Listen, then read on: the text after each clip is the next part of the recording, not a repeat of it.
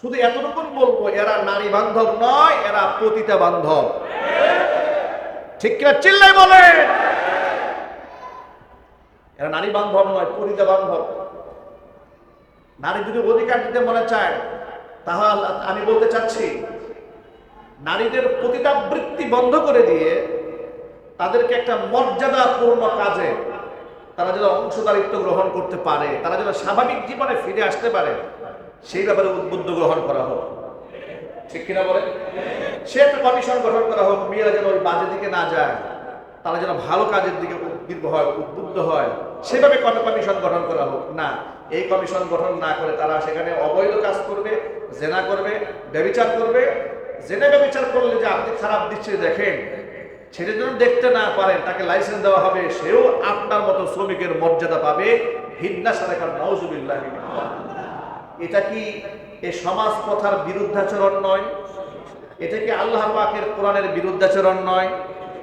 আল্লাহ তাআলা যেখানে স্পষ্ট বলে দিয়েছেন, আয-যানিয়াতু ওয়াজ-যানি ফাজলিদু কুল্লা ওয়াহিদিন মিনহুমা মিয়াতা জালদা ওয়া লা তা'খুযুকুম বিহিমা রা'ফাতুন ফি দীনিল্লাহি ইন কুনতুম তু'মিনুনা বিল্লাহি ওয়াল ইয়াউমিল আখির ওয়ালইয়াশহাদ আযাবাহুমা তা'iফাতুন মিনাল মুমিনিন।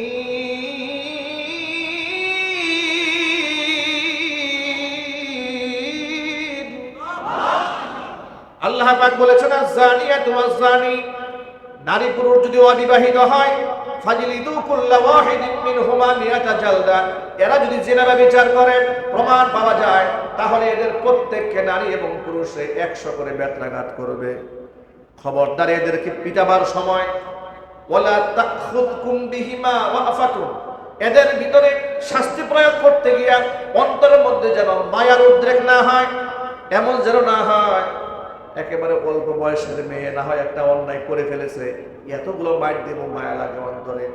আল্লাহ পাক বলেছেন, ইন কুনতুম তুমিনুনা বিল্লাহি ওয়াল ইয়াউমিল আখির, ঈমান যদি আগে আল্লাহর উপর থাকে, ঈমান যদি পরকালের উপর থাকে, খবরদার ব্যভিচার যারা করেছে তাদের ব্যাপারে নমনীয় হওয়া যাবে না। আর এই শাস্তি যখন প্রয়োগ করবে, এটা গোপনেও করতে পারবে না যে মান সম্মান নষ্ট হবে, এলাকার সবাই জানাজানি হয়ে যাবে, তাহলে অমুকে আর সমাজের মধ্যে চলতে পারবে না, এটাও যেন না হয়। দেখুন, আমাদের দেশে যখন হোটেলগুলোর মধ্যে হানা দেওয়া হয়, তখন মেয়েরা বোরকা দিয়া আড়াল করে নিজের চেহারাটাকে ঢেকে রাখতে চায়। কথা বলেন ঠিক কিনা? এখন আড়াল করা কেন? আল্লাহ পাক বলছেন, খবরদার, এদেরকে শাস্তি দেওয়া হবে প্রকাশ্য দিবালোকে। ওয়ালইয়াশহাদ আযাবাহুমা তা'iফাতুন মিনাল মুমিনিন, ইমানদারদের একটা অংশ এদের সাক্ষী থেকে উপস্থিত জনতার সামনে 100 বেত্রাঘাত করতে হবে। যেখানে জিনা ব্যভিচার করলে 100 বেত্রাঘাতের আইন দিয়েছে আল্লাহ, যদি অবিবাহিত হয়, বিবাহিত হলে মৃত্যুদণ্ডের আইন দিয়েছে, সেখানে নারী বান্ধবতার নামে নারী কমিশন তারা জমা দিয়েছে, যদি কেউ জিনা ব্যভিচার করে, দেহ ব্যবসা করে, তাকে শ্রমিকের মর্যাদা দিতে হবে।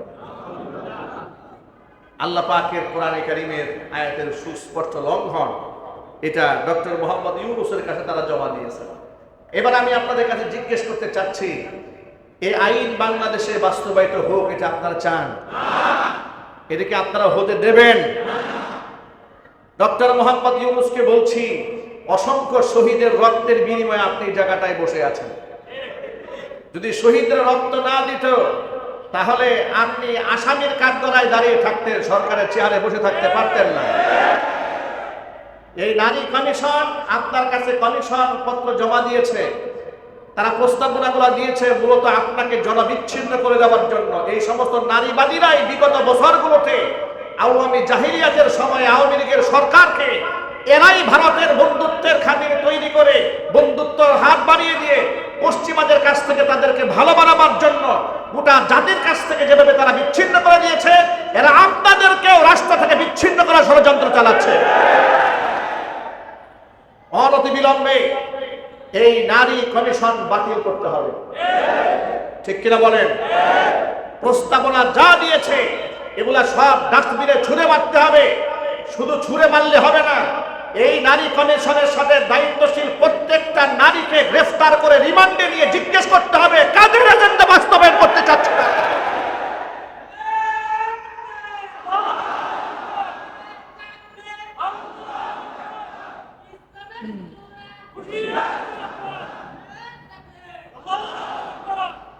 আমার, শুধু কি তাই, কমিশনে আরো দাখিল করা হয়েছে বহু বিবাহকে রোধ করতে হবে, বাল্য বিবাহ বন্ধ করতে হবে।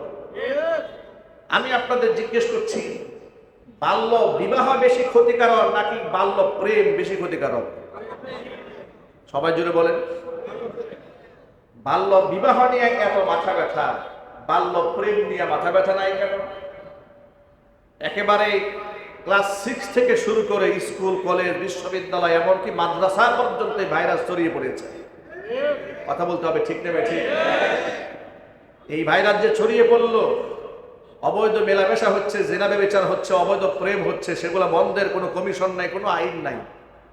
বিবাহ দিতে গেলেই দাঁড়িয়ে গেছে দ্বন্দ্ব, দাঁড়িয়ে গেছে চেতনা দ্বন্দ্ব দাঁড়িয়েছে, যা নারীরা বিরাট ক্ষতিগ্রস্ত হয়ে যাচ্ছে। হাদিসের মধ্যে এসেছে স্পষ্ট, শোনেন, নবী করিম সাল্লাল্লাহু আলাইহি ওয়াসাল্লাম মেয়ের জামাই হযরত আলীকে ডেকে বলেন, ইয়া আলী, সালাসুন লা তুআখিরহা, তিনটি কাজে কখনো বিলম্ব করবে না। এক নাম্বার, as-সালাতু ইযা আনাত, নামাজের ওয়াক্ত হয়ে গেলে খবরদার বিলম্ব করবে না, সময় মতো নামাজ পড়ে নিবে। দুই নাম্বার, ওয়াল জানাজাতু ইযা হাদারাত, জানাজা উপস্থিত হয়ে গেলে জানাজার নামাজ আদায় করতে কাল বিলম্ব করবে না। দ্বিতীয় নাম্বার। তৃতীয় নাম্বার, ওয়াল আইয়িমু ইযা ওয়াজাদতা লাহা কুফুয়ান, বিবাহের উপযুক্ত মেয়ের জন্য যোগ্য পাত্র যদি পেয়ে যাও, খবরদার খবরদার বিবাহ দেওয়ার ক্ষেত্রে বিলম্ব করবে না। বিবাহকে ইসলামে এত বেশি সহজ করা হয়েছে, নবী করিম সাল্লাল্লাহু আলাইহি ওয়াসাল্লাম বলেছেন, আইসারুহা মাউনা, যে বিবাহের মধ্যে সবচেয়ে খরচ কম, ওই বিবাহের মধ্যে আল্লাহ তাআলা সবচেয়ে বেশি বরকত নাজিল করে দেন। বিবাহকে একদম সহজ করা হয়েছে। বিবাহ বহির্ভূত অবৈধ সম্পর্ক বেশি কঠোর করা হয়েছে ইসলামে, পক্ষান্তরে বিবাহকে একদম সহজ করা হয়েছে। বিবাহ যদি সহজ হয়, যুবকদের চরিত্র ভালো থাকবে, মেয়েদের চরিত্র ভালো থাকবে, ঠিক কিনা বলেন? নারী কমিশন যে আইন প্রস্তাবনা করেছে, যে প্রস্তাব দিয়েছে, সেখানে জিনা ব্যভিচারকে সহজ করা হয়েছে, বিবাহকে কঠিন বানিয়ে দেওয়া হয়েছে। সেখানে বলা হয়েছে বাল্য বিবাহ রোধ করতে হবে। আরেকটা প্রস্তাবনা, জঘন্য প্রস্তাব দিয়েছে কোরআনের আয়াতের বিরুদ্ধে, যে বহু বিবাহ রোধ করতে হবে। এই যে দ্বিতীয় বিবাহ, তৃতীয় বিবাহ, চতুর্থ বিবাহ, এটা আইন করে বন্ধ করতে হবে। নাউজুবিল্লাহ বলবেন না? দ্বিতীয় বিবাহ, তৃতীয় বিবাহ, চতুর্থ বিবাহ, এই যে বিবাহের আইন, এটা কোরআন শরীফে আছে না নাই? সূরা নিসার মধ্যে আল্লাহ তাআলা বলেছেন, ফানকিহু মা তাবা লাকুম মিনান নিসাই মাসনা ওয়া সুলাসা ওয়া রুবা, দুটা দুটা, তিনটা তিনটা, চারটা চারটা তোমরা বিবাহ করবে, তোমাদের যতগুলো পছন্দ হয়। কিন্তু খবরদার, ওয়া ইন খিফতুম আল্লা তাদিলু ফাওয়াহিদাতান, যদি এরকম মনে হয় যে তুমি সমতা রক্ষা করতে পারবে না, স্ত্রীদের মধ্যে ইনসাফ করতে পারবে না, তাহলে তুমি কয়টা করবে? তাহলে তুমি একটা বিবাহ করবে। কিন্তু একটা বিবাহের শ্রেষ্ঠত্ব ইসলামে বোঝানো হয় নাই। তাহলে বোঝানো হয়েছে একাধিক বিবাহই আল্লাহর কাছে বেশি পছন্দনীয়, ঠিক কিনা বলেন? একাধিক বিবাহ কার কাছে বেশি পছন্দনীয়? এখন শুনেন কেন একাধিক বিবাহ এটাকে খারাপ দৃষ্টিতে দেখা হয় আমাদের সমাজে।